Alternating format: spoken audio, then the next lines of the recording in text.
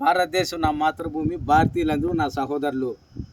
హిందువులు, క్రైస్తవులు, ముస్లిమ్స్ సోదరులారా అందరూ కలిసి ఐకమత్యంగా ఉండండి. ఎలాంటి భయం మనకు అవసరం లే. ఈ ప్రపంచంలో కనిపెట్టిన వాళ్ళు కన్నా మనం ఒకటి కనిపెట్టుకున్నాం. మన ఇండియాలో గొప్పది కనిపెట్టినాం. బాగా భయమేం, మనకి టెన్షన్ ఏముంది? మన ఇండియాకి ఎంత లెక్క రావాలంటే కోసుకుందాం. మీరెందుకు మీ మతము, ఆ మతము, ఈ మతము అని కొట్టాడుకోవాల్సిన అవసరం ఏముంది? లక్షణంగా అందరూ ఐకమత్యంగా ఉన్నాము. బ్రిటిష్ వాళ్ళు వచ్చి మన దేశాన్ని దోసపోయినారు. వాళ్ళు వచ్చేట్టుగా చేస్తాం. మ్యాటర్ ఏంటంటే ఒక్క విషయం వినండి. ప్రపంచంలో ఒక్కడు ఏం చేసినాడంటే మైండ్తో కంప్యూటర్ మాత్రమే కనిపెట్టినాడు. కంప్యూటర్ కనిపెట్టడం వల్ల ఏమైంది?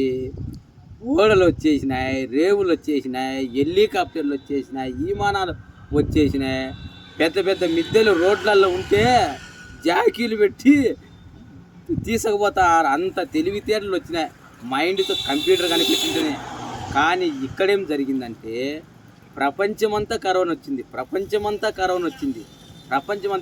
వచ్చినప్పుడు ఓ పక్క దేవతలు బంద్, ఓ పక్క డాక్టర్లు బంద్.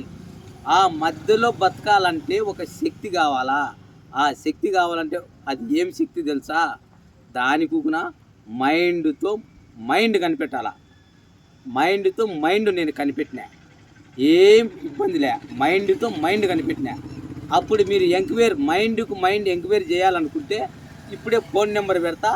ఈ ఫోన్ నెంబర్కి మీరు ఫోన్ చేయండి. మీకు డౌట్లు ఉంటే ఏమేమి డౌట్లు ఉన్నాయో అడగండి. ఫోన్ నెంబర్ పెడతా.